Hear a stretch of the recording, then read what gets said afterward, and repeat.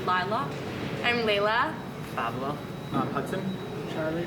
I'm Sai. Sienna. Adam. Elodie. And we're part of Oakwood School. All right, well, thanks for joining me today, Oakwood Team 2. It's great to be here with you. So the first question is, what do you like best about the H2 GP competition so far? I like the spirit.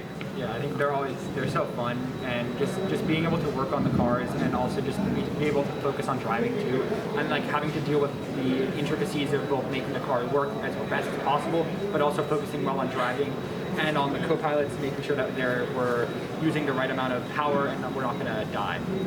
Yeah, it's definitely a lot of teamwork and communication too. And getting through challenges and problems together, but it's always so fun. And there's like a lot of problem solving skills that we get to grow on. I like bonding with people on my team and my upperclassmen friends on the other team. Okay, and speaking about challenges, that brings us to the next one. What has been the most challenging part of the H2 GP competition so far?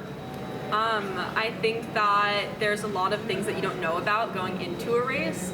I mean, like, obviously you have your common knowledge, but sometimes things can happen, and unexpected things can arise during a race, and then you just have to, right then and there, have to problem solve and just go off of what you do know. So Yeah, sometimes we have like literally 20 seconds to figure out how to solve a problem that can determine the end of the race for us and how we're going to place.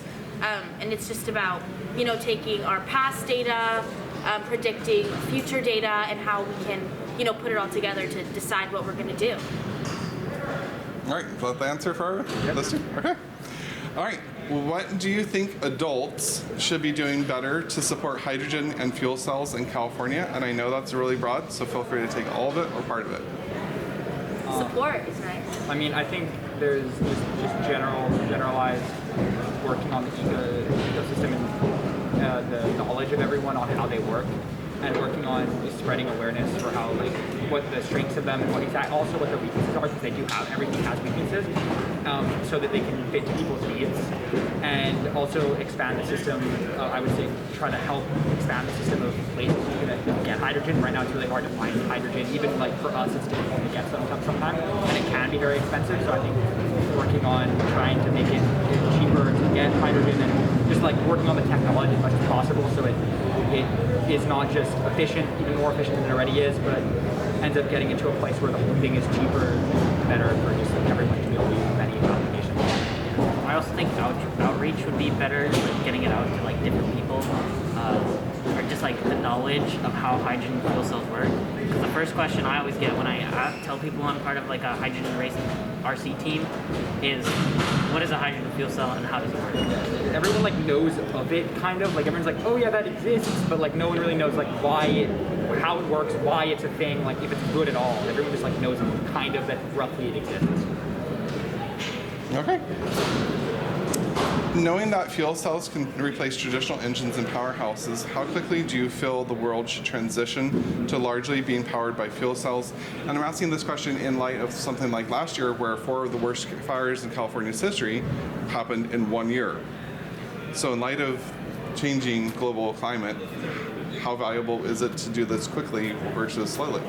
I think it's pretty viable to do it quickly. I think from what I've heard, there's a lot of like sectors, especially like that are really it can really be useful for. I mean, obviously the cars are very useful. I think currently, the Mirai is obviously a very good car, but there just needs to be expanded to more and more cars, and also expanded obviously out of California, obviously. But I think just make it easier to access hydrogen and make it cheaper to get it, and just make more cars for it, because at the current moment, like, there just needs to be more vehicles, because it's like everyone wants to have their own car and it needs to be themselves, and the Mirai just doesn't fit for a lot of people. And I think there's also the Hyundai, I believe, but that's like, I'm pretty sure those two are the only cars, and that doesn't fit for a lot of people.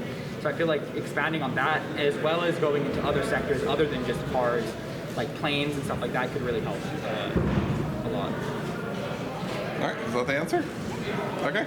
All right, and then speaking about other vehicles, so this is just for fun. What is your favorite FCEV? The Honda Clarity, the Hyundai Nexo, or the Toyota Mirai? I cannot drive, so I think they're all, I would say they're all good. I would I would say the Mirai probably is my favorite, just mainly because I haven't been in the Clarity. I've seen the Nexo, it looks nice, but I don't love SUVs. I kind of like the Mirai is a good middle ground there. Although, I mean, I would say the Mirai probably. It's not the fastest, but it's definitely, I would say, the best of all of them, I would think. Okay. Is that everyone's favorite too? Mariah? I like the name of the Mirai. I don't drive yet, but Okay. Okay. All right. Well, thanks for joining me today, guys. It's great to spend some time with you.